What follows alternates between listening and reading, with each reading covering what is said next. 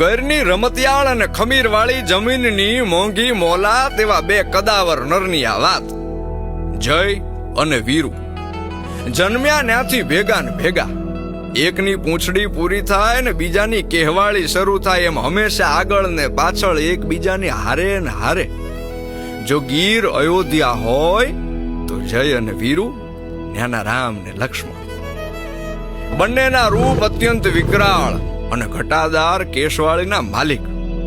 બંનેનો રંગ અસલ ગરની માટી જેવો. ખોરઠની સીમમાં આવેલ હાવજની વસ્તીમાં સૌથી મોટો ફાળો આ બે નરનો છે. એક દીમાં 30 થી 40 કિલોમીટરનો પ્રવાસ ખેડી શકે એવા આ નર શિકાર કરવા ભેળા જાય અને એક મારણ કરતો હોય ત્યારે બીજો સિંહ બાળની રખેવાળી કરે. ઘરનું અસલ રાજ પરિવાર જ જોઈ લે. આંગણે આવતા કે રસ્તે મળતા કોઈ માનવીને કનડગત નહીં કરવાનો. બેયનો બાદશાહી મિજાજ.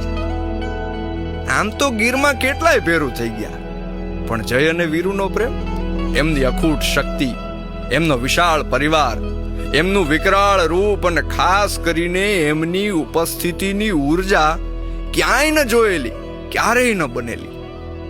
આપણા દેશના વડાપ્રધાન માનનીય શ્રી નરેન્દ્રભાઈ મોદીને ઘર માટે અખૂટ પ્રેમ છે.